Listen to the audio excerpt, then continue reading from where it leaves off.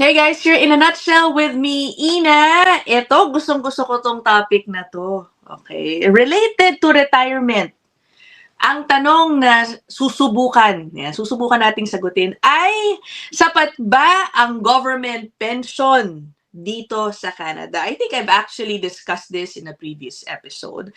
Pero in this case, dito po sa ating episode na ito, I'm so happy dahil meron tayong makakausap who is already benefiting, receiving government pension in Canada, and very open siya sa kung magkano ang kanyang nakukuha. So I'm sure marami tayong matututunan sa kanya. I am sure, familiar face siya sa marami sa inyo because on her Facebook page, she also discusses, among many other things, immigration-related topics. Ayan. Tita Agnes Castillo, welcome to In a Nutshell and thank you so much for agreeing. Oo. My pleasure, my pleasure. Thank you for having me here. Okay, let us put up Tita Agnes's Facebook page sa mga hindi pa nakikita. Ewan ko na lang, pero malaki ang following dyan. Ito po yan. Okay, Agnes Castillo, yung merong 264,000 followers ang i-follow ninyo. Kasi parang meron ka ding private account yata, Tita. Meron akong Facebook page which is, I just started 22,000 followers naman na agad doon. So yeah.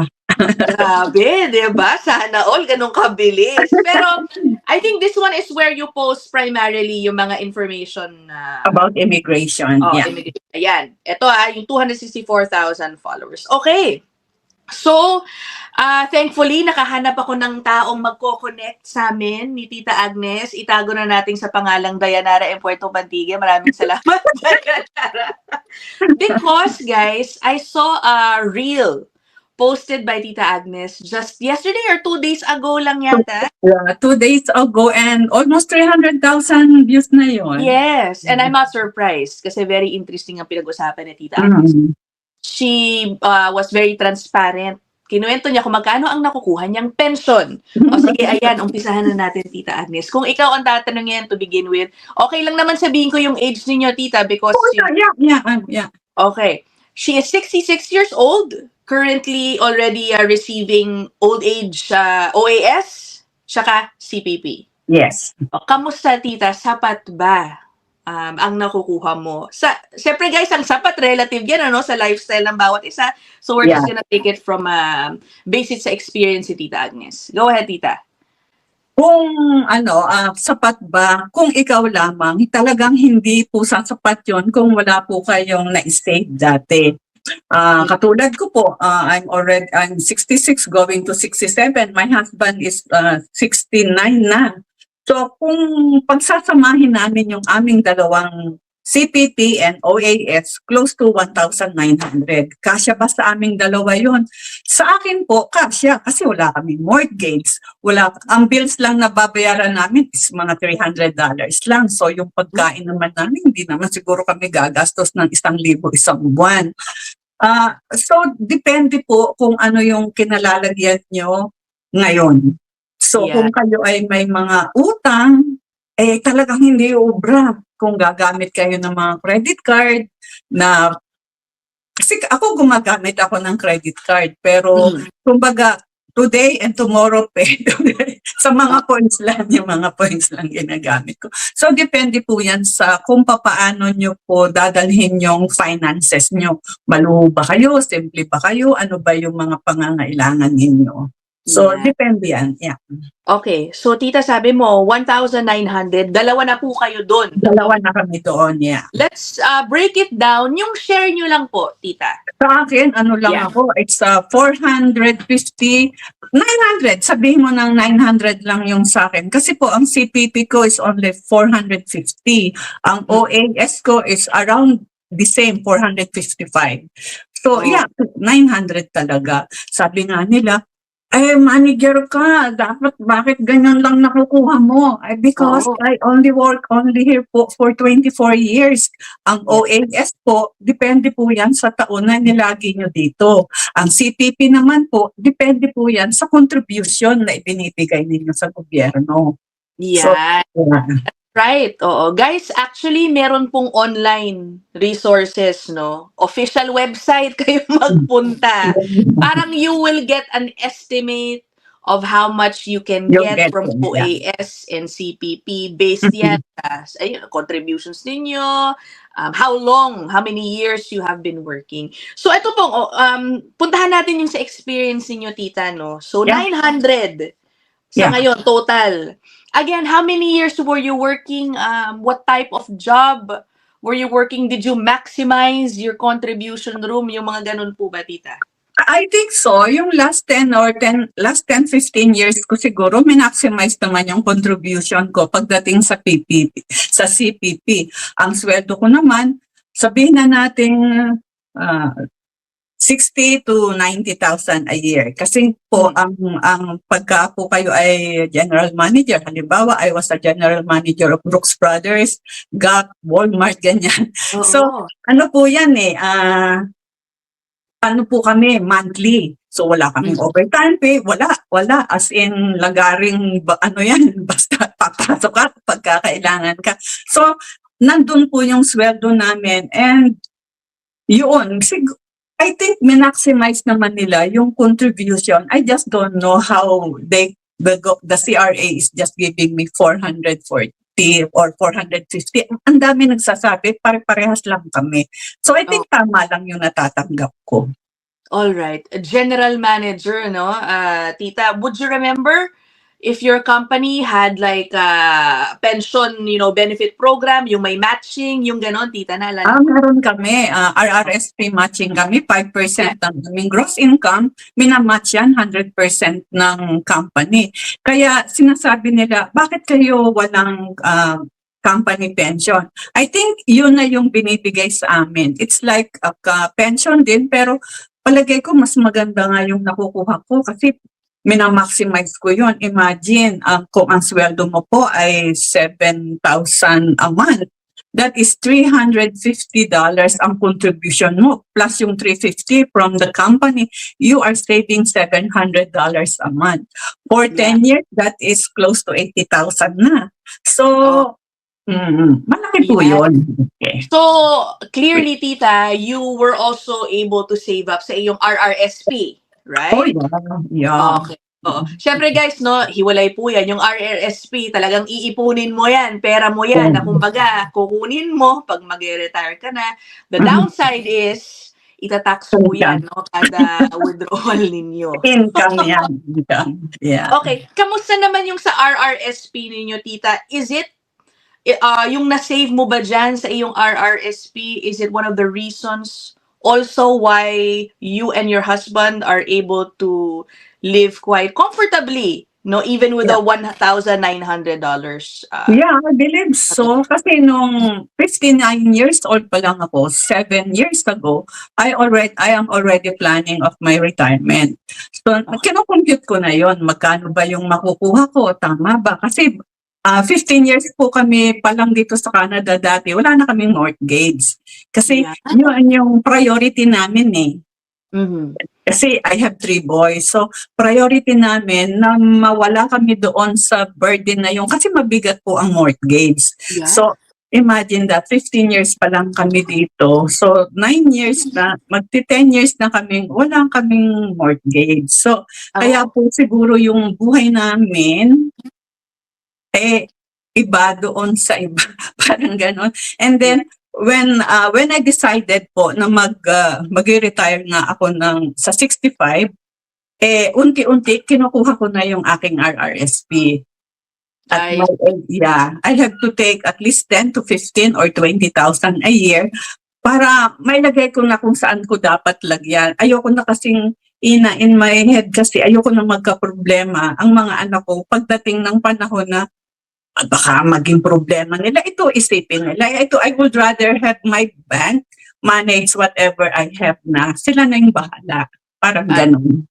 Oo. So, tita, ano yung naging main strategy ninyo? Yun ba, kumbaga, unahin yung mortgage? Okay. And then after you paid off your mortgage, is that the time when parang, kumbaga, nag-double kayo dun sa savings ninyo for your retirement? Ganun ba? Nung kasabay, while you were paying your mortgage, how was yung saving mo? Hinayaan nyo na lang dun sa company muna, parang ganun, walang extra-extra.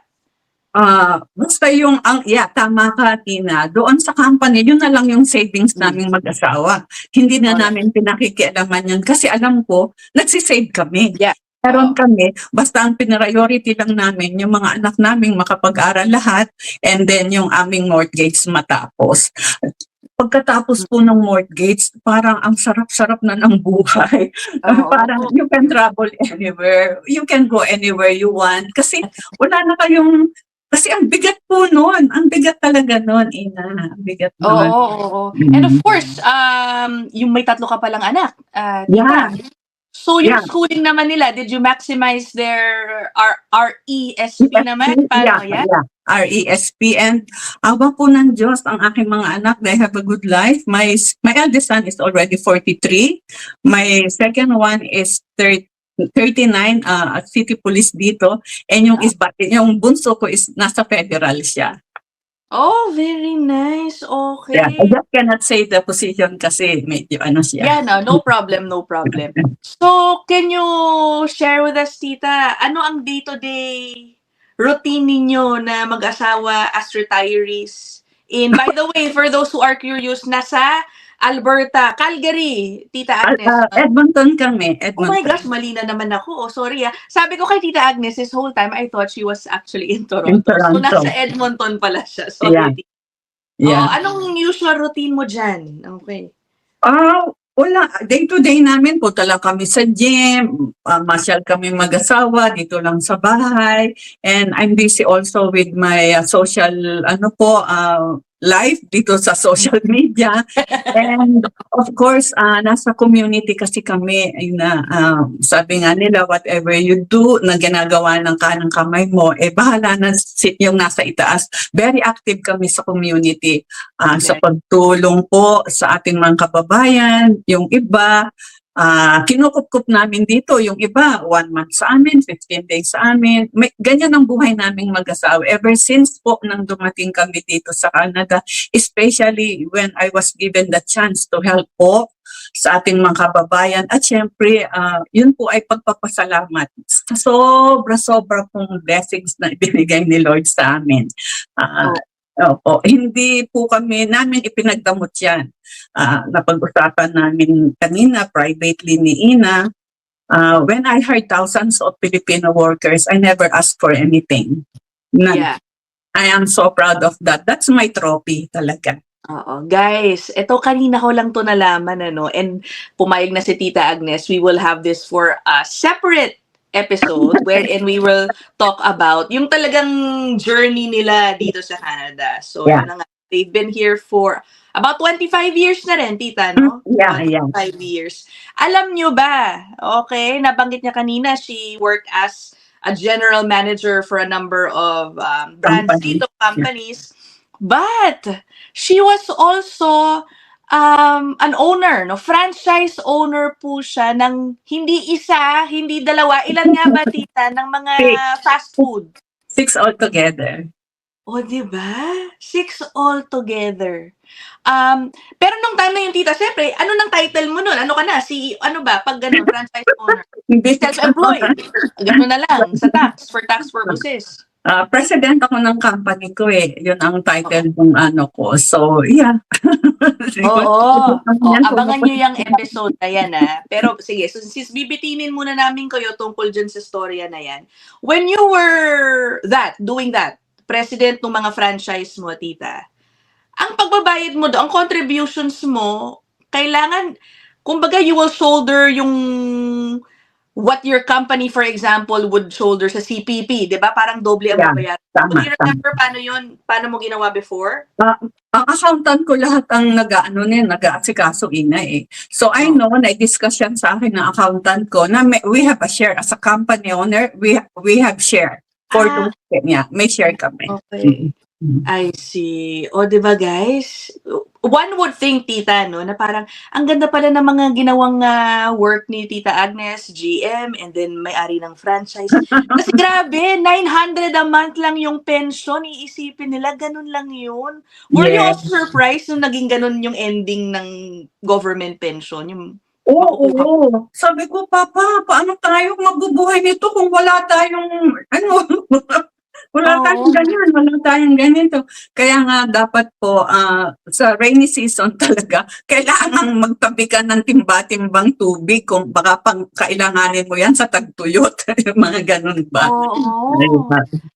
Talagang saving, guys, no? I Mm. cannot emphasize it enough. Kahit ako sa ngayon, iniisip ko na talaga yan, di Oo, ba? alam nga. At saka mabuhay ng simple. Kasi po, pag nabuhay po kayo ng simple at nagawa po niyo yung goal ninyo, after nung goal ninyo, then you can live lavish kasi you can afford it.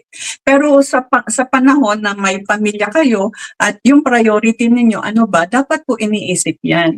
Kasi hindi po kasi lahat ng ng tao ay pare-parehas. But for me, nakatatanda na po sa inyo, base po doon sa aking eksperyensya, ang buhay pong maganda, nasa sa atin po kung paano po natin huhubugin yung mga taon na dadaan sa atin.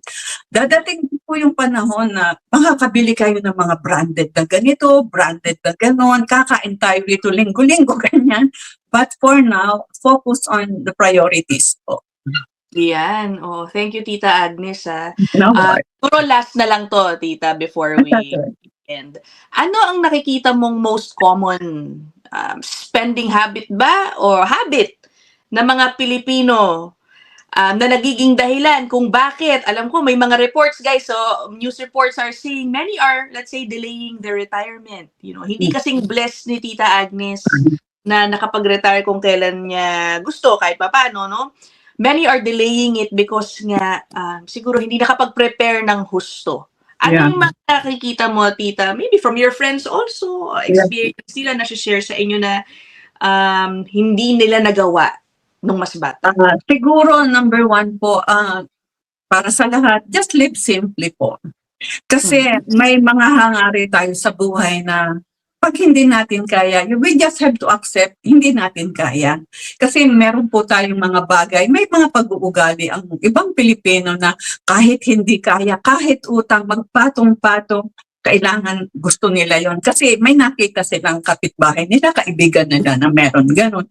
Would you believe po, nung 2002, dumating kami dito, umiiyak ang husband ko, ang aming unang sasakyan, Honda 1979. Pag sabi nga ng husband ko, pag tinulak daw niya yung kanyang preno, baka lumusot yung paa niya. So, yung ganun po, na kasi may pera kaming dala kasi nga kahit paano, imigrante ka, may ano kasi ang gobyerno na kailangan, ano yung dala mo, magkano ang dala mo. Pero hindi po namin gagamitin yun para lang sa luxury na meron kami sa Pilipinas. Hindi po talaga. And be humble guys. Kung ano po yung nararating natin dito, wag po sa ating isip mapunta, sa puso po natin para po, kasi the more you share, the more blessings will you get from the one above. Ako, I believe that. Tama yan, tita. O, yan guys, nanggaling na yung kay Tita Agnes. Okay? Basta nakakaalam siya sa atin. Also, di ba, nandiyan na siya. Enjoying her retirement na, of course, dream ng marami, no, tita? At saka, Ina, kasi yung sinasabi nila, meron tayong guaranteed income supplement. That is another another topic, another na sa gobyerno manggagaling. Marami kasing nag-comment doon sa aking bakit daw hindi ako nag-apply ng guaranteed income supplement. Sige, do you want to address that? And please, pardon my ignorance about it. Sige, share with us guaranteed income supplement. Yeah, guaranteed income supplement po, makakapag-apply po kayo niyan. Depende doon sa law threshold po ng probinsya ninyo. For example, ngayon po, ang sinasabi po nila sa 2026, para kayo makakuha ng GIS, dapat or guaranteed income supplement, ang income ko dapat mga 22,000 pababa At kung mag-join naman kami mag-asawa, dapat 29,000, not including OAS, yung CPP lang. So for sure po, 2028, magkakaroon ako ng guaranteed income supplement kasi mababa na ang income ko. I see. So, meron pang GIS pala. Oo, and mas malaki yan sa OAS plus CPP. Oo. Do you have an idea, tita? Baka na-compute mo na yung matatanggap mo sa 2028. Around mga 1,200, 697 to 1,200. Plus doon sa aking natatanggap. Kaya pag combined lahat yun, aba, okay na. I see. Okay. So, depende pala yan, guys, sa inyong sweldo. Yeah. Income pala, Sa income. income mo, sa income. At saka dapat, tumatanggap ka na po ng old age pension bago ka makakuha ng guaranteed income supplement. Oh, there you go. All right. Tita Agnes, thank you so much for your time and sharing yan yung situation mo with your pension. You are so transparent and open. I appreciate that. Thank you. Oh, guys, abangan ninyo yung susunod nating episode with Tita Agnes, ha. She will talk to us about her experience operating 6 franchises at one point, no? So, ang dami rin yung na-hire pala ng mga Filipino as her employees. Lang yan. Thank you so much, Tita Agnes. We will end this episode here. Maraming salamat sa'yo. Okay, bye everybody! Bye po!